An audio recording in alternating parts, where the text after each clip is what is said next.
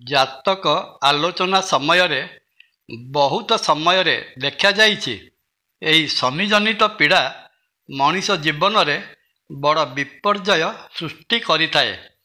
କେବଳ ମନୁଷ୍ୟ ନୁହେଁ, ସମଗ୍ର ଦେଶ ଦୁନିଆ ମଧ୍ୟ ଶନିଙ୍କ ଗୋଚରୀୟ ଗତିର ପ୍ରଭାବରେ ପ୍ରଭାବିତ ହୋଇଥାନ୍ତି। ଶନିଦେବଙ୍କର ରାଶି ପରିବର୍ତ୍ତନ।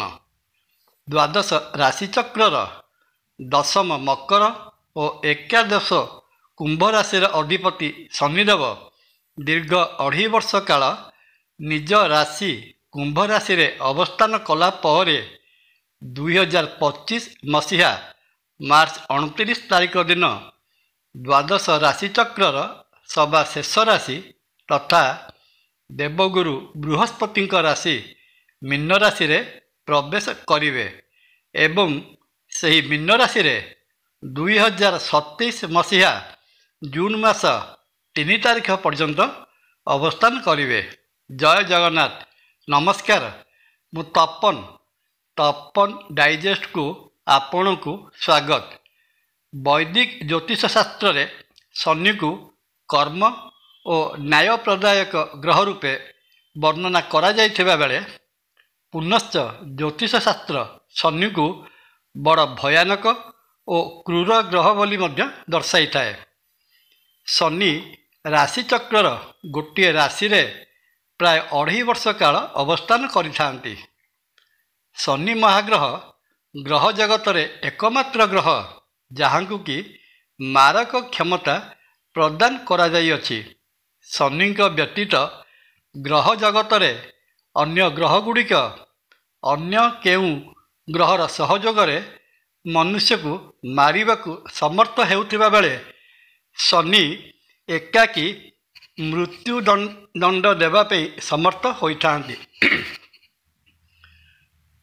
ସେଥିପାଇଁ ତ ଶନିଙ୍କ ନାଁ ଶୁଣିଲେ ମନୁଷ୍ୟ ମନରେ ଭୟ ଜାତ ହୋଇଥାଏ।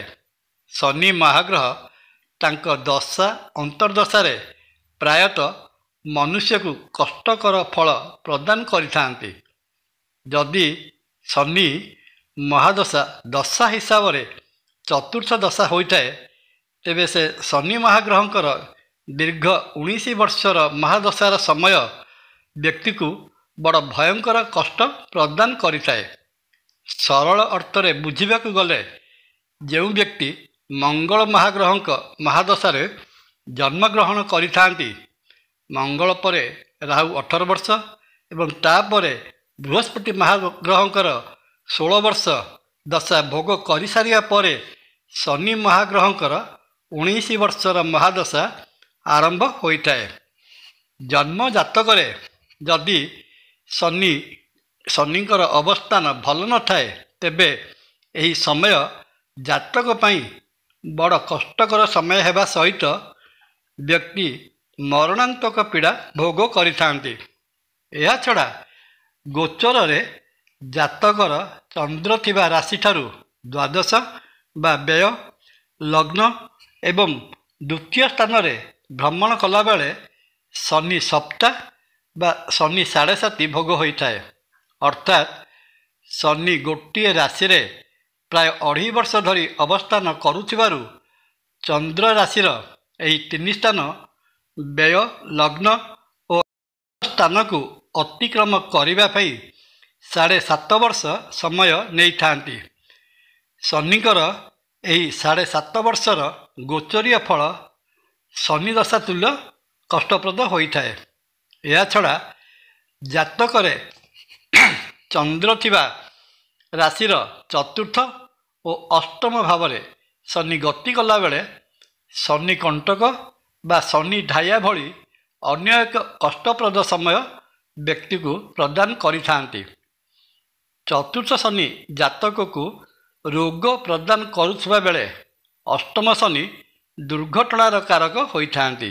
ଏହିପରି ଶନି ଦ୍ୱାଦଶ ରାଶିଚକ୍ରକୁ ପରିଭ୍ରମଣ କରିବା ପାଇଁ 30 ବର୍ଷ ସମୟ ନେଉଥିବା ବେଳେ ତନ୍ମଧ୍ୟରୁ 12.5 ବର୍ଷ ସମୟ କଷ୍ଟକର ହୋଇଥାଏ। ଏହାଛଡ଼ା ଶନିଙ୍କର ଦଶା ଅନ୍ତର୍ଦଶା ମଧ୍ୟ ଅଲଗା ଭାବରେ ଭୋଗ ହୋଇଥାଏ।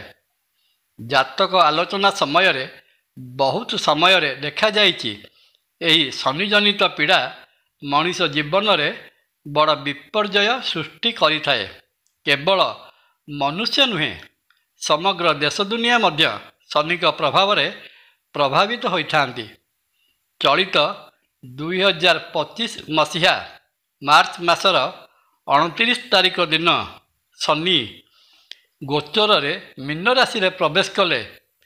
କେଉଁ ରାଶି ଉପରୁ ଶନି 7.5 ବା ଶନି କଣ୍ଟକର ପ୍ରଭାବ ଛାଡ଼ିଯିବ ତ ଅନ୍ୟ କେଉଁ ରାଶି ଉପରେ ଶନି ସପ୍ତା ଓ ଶନି କଣ୍ଟକର ପ୍ରଭାବ ସୃଷ୍ଟି ହେବ, ତାହା ଆଗାମୀ ଏପିସୋଡ଼ ବା ଅଧ୍ୟାୟମାନଙ୍କରେ ଆଲୋଚନାକୁ ଆଣିବା।